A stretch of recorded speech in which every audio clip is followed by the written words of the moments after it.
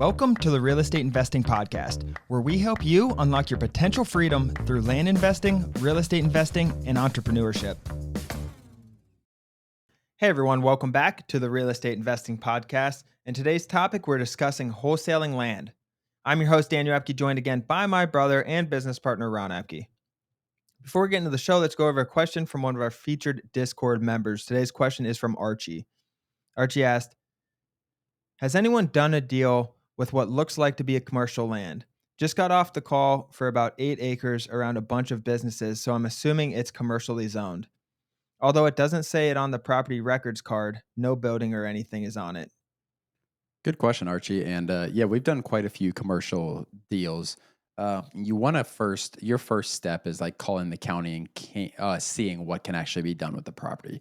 So if it is commercially zoned, can you put residential? Is that an option? In rural America, a lot of times the zoning codes aren't as strict. But that being said, if it is commercially zoned, what can you put on it? Some are very, very specific. Like you can only put a church here. You can only put a gas station here. Those are much more specific and difficult to sell. But like I said, in rural America, a lot of times they're very broad if they're commercially zoned, where you can pretty much put any business. They are a little more specialized with evaluating the price and with selling it on the back end. Realtors are a lot more valuable, especially commercial realtors. But that being said, yes, for sure, there's a ton of value there too, Dan, if it's in a commercial district. Exactly. Well, other than that, let's get into the show. Today's topic, wholesaling land versus land investing and actually buying and flipping land. So there are pros and cons to wholesaling, Ron. I won't jump into the conclusion yet. We'll wait for the end for that. But let's go over just general what wholesaling is. So traditionally, we do land flipping. We buy the property in our name with our money or deal funder's money and resell it on the market for much more. That's how we make a profit. Wholesaling is different. You want to explain that? Yeah, for sure. So wholesaling is essentially getting something under contract. So what a lot of wholesalers will get under contract is essentially an assignment contract and give the wholesaler 90 days to sell the seller's property. So essentially they have the rights to sell the property over 90 days. The property is never going in the wholesaler's name. There's no money a lot of times coming out of the wholesaler's pocket, anything like that. So they're just essentially looking for an end buyer. So let's say I get a property under contract for $20,000. I think it might be worth 35,000. Maybe I find someone to buy it for 27. So you can like double close at closing, and then you make that $7,000 difference. The seller gets their $20,000. But typically these are 90 to 120-day contracts a lot of times. Exactly. So you're essentially getting a property under contract for a price from the seller to sell. So you agree with seller to buy it for $50,000, but there is a contingency on there that you have to find or can assign it to anybody. There's an assignment contingency. So what you have to do now is you have to go find an investor, someone else to buy that property. And I think why others are so interested in it, Ron, is because low capital, no risk. Essentially, very low capital. You just got to find the lead, and essentially no risk because you're assigning it. The whoever's buying it takes on that risk. Yeah, I mean, that's pretty much, yeah, there's not a ton of risk on your plate other than your time being wasted. Um, but yeah, you're under contract with these sellers for 90 days, essentially. Is it a strict contract that's going to hold up in court? No. But the sellers, if they believe you in that, like they'll give you that time. But that being said, like, yeah, you're going to make that margin based on what you can find an end buyer for. Exactly. And you can only make money when you assign the property. So you got to focus on finding people to assign the property, which has its restraints, I think, in a lot of areas, especially rural America, where there's less investors and more end users. And the reality of it, it's lower profit potential, definitely, with how we're describing it. Lower profit potential.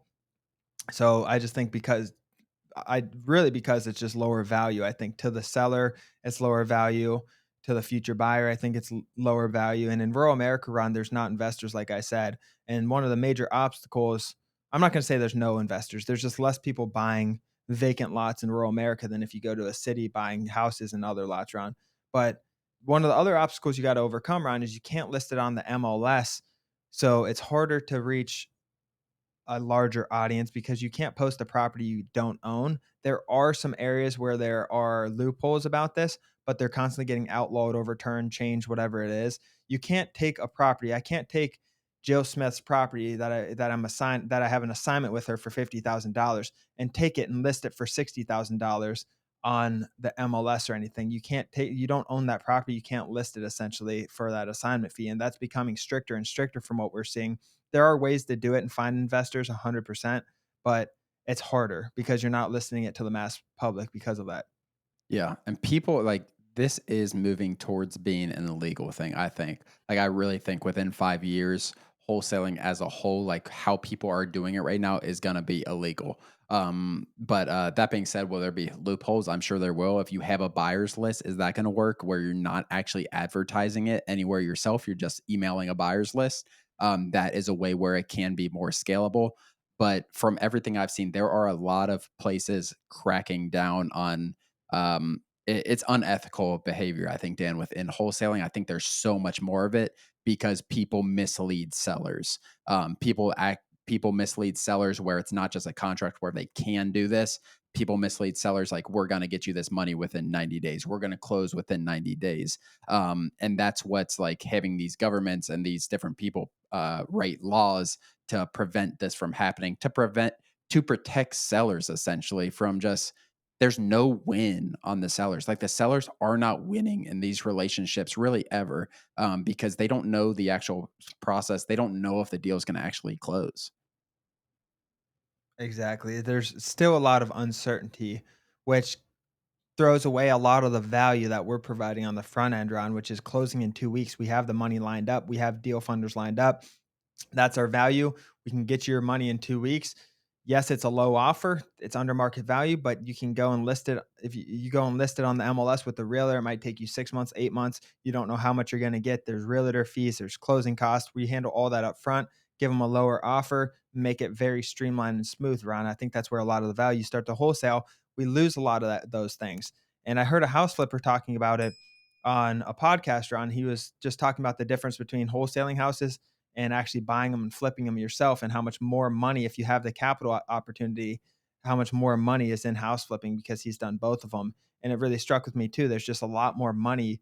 Yes, you can make small little assignment fees here and there. You can probably do okay with it, but you're fighting an uphill battle and providing less value. So there's a lot more there's a lot more operations going on because one, you have to keep that seller happy, and then you got to find a future buyer, and then you have to close it and assign it and do all this different stuff. So the operations kind of grows and the income shrinks, in my opinion. The profit potential shrinks, which makes it a lower business opportunity in my mind, Ron. Yeah, I mean, I think as in most things, if you're willing to, it's not even risky in what we do if you know how to evaluate land deals. But when you start risking money, like if you're buying a house and actually flipping it and putting the work in, not wholesaling, if you're buying a piece of land opposed to wholesaling it, you're risking some money, but the end return is 5, 10 times greater most of the time. These little assignment fees, it takes a lot of deals to add up $5,000 assignment fees to making a living. We have members whose first deals they make $100,000, and that's the thing. Like, yeah, you can make a little money, little money, little money, but if you're actually flipping, if houses or land, whatever it is, like that one deal can do as many deals as you make as many as you 20 deals or wholesaling assignments or whatever it is. And it comes down to our average profit was $23,000. That's growing substantially, I think, right now. But our average profit per deal is $23,000. Average wholesaling assignments low, especially when you're talking about land. And it's like I said, just fighting an uphill battle around. If you guys are looking to get out of your 9 to 5, I'm not saying wholesaling can't be done. Let's talk about infill lots though, Ron. Infill lots and wholesaling, because in certain areas you can have investor relationships, developers, builders, all that type of stuff where you can make it work if you find them. So there is a little bit more opportunity, I think, in infill lots, but I still think, like from what I've seen and what I know, it's just less value to all sides. You are providing good value to the builder, but there's just less money in it, in my opinion. Yeah, because the builder's gonna want a deal. The builder can buy those things at market value all you want. But if you get something under contract at 50% of what it's worth, maybe you sell it to the builder at 75%. You make better money than if you're doing this how we originally said. those relationships are the real way to wholesale. Like those real buyer relationships are the only way to really wholesale correctly and make a lot of money is where you have an area or you have someone who wants land in an area and you connect to the end buyer with the seller essentially. I know people who work backwards like that, Dan, and that's where it becomes successful. Where maybe they have someone who wants who wants to build some estate lots in a county, and they want 5, 10 acre lots, and then you start sending mail. You have the end buyer lined up. That's the way, in my mind, to do it successfully is having the end buyer lined up prior. But the other way around, where you need to find the end buyer, is just not feasible in my mind. I agree, 100%. And then, like, let's go into the specifics on rural vacant land and wholesaling because our average size round, I mean, we send anything from 2 to 50 acres, right? And the people we're selling to generally, everyone always asks, like, are they builders? Are they developers? What they are. At our scale and what we're doing, we're mainly selling to future landowners who just want that land, right? And consumers, essentially, and they want to put a cabin, they want to hunt on it, whatever it is. And that's why buying it in our name is so important because you're not going to reach those people through a buyer's list, essentially. We're going to reach those people through listing it on land.com, listing it on Facebook Marketplace, listing it on Zillow and Realtor, all the MLS sites. That's how we reach those people. And that's how we get max out our money like that. When we buy for 40, 50%, put it on the market for 100%. That's how we reach that. That's how we get that number.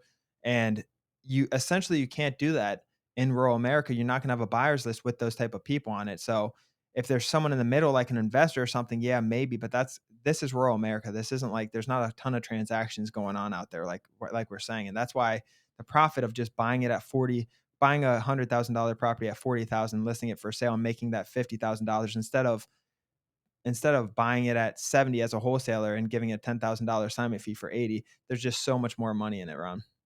Yeah, absolutely. And those, I think you broke that down really well. It's just in rural America, if you get 2, 3 counties 2 hours removed from an urban area, like any urban area, any real urban area, there's not you can't have a buyer's list because that's not like that. That's not what it is. The end Right. buyer is the farmer down the road who wants another thing. The end buyer is someone out of state who wants a getaway for a weekend, 3 times a year. Like, those are our end buyers, and that's why wholesaling with the type of land we buy is not really feasible. Yeah, exactly. And what we're doing, so we get properties under market value, under contract, and then we essentially take that deal, take the due diligence, and find a deal funder. That's what people in our community do. There's lots of deal funders out there.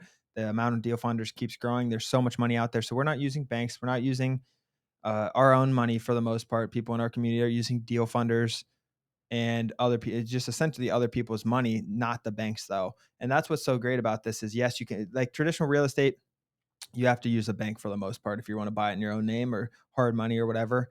But in this instant, we have a lot of deal funders with a lot of money, and we can. I mean, we're talking about $50,000 purchase prices. It's not like $1 million house or anything like that. Although you can get deal funding for bigger deals, 600, $700,000. We've seen it, but for the most part, Ron, our medians like 50,000, 40,000, something around there. And a lot of people in the community have the deal funders have so much money ready to go. Just get a property under contract, do the due diligence, propose it to them, and you have money there to go. So why not buy it and make extra income Absolutely. I mean, with that's no risk? yeah, exactly. If you get deal funding, you get those relationships. Like, you can try to build a buyer's list all you want. I don't think those are relationships to build. I think the relationships are the deal funders, the people within our community, learning how to do this stuff the correct way and the more scalable way. But again, we're obviously biased because that's what we've done. But I've also seen hundreds of people, our students, make just so much more money with less time. Like, if you have a 9 to 5, you're trying to add some money, you're trying to do some deals. Wholesaling is going to be a grind, to say the least. Maybe wholesale, get enough money to where you can send mail and buy land if you're really, really tight on money. But it's a tough uphill battle. Like I'm saying, not saying it can't be done at all, Ron, but it's definitely an uphill battle overall. Less value on each side to kind of conclude everything. Just follow. I mean, at the end of the day, Ron, we were able to make $1 million off land very, very quickly, and we have a formula that, we go by and we know how to make $1 million. Like I can say, like we could do it right now just with the formula we have starting from scratch. And I think That's the biggest thing around. There's not a lot of business models out there, and it's not easy. I'm not saying make $1 million easily. I'm saying you can make $1 million, and we have a formula for it. It's a lot of work, yes, but there's not a lot of business models you can do that for.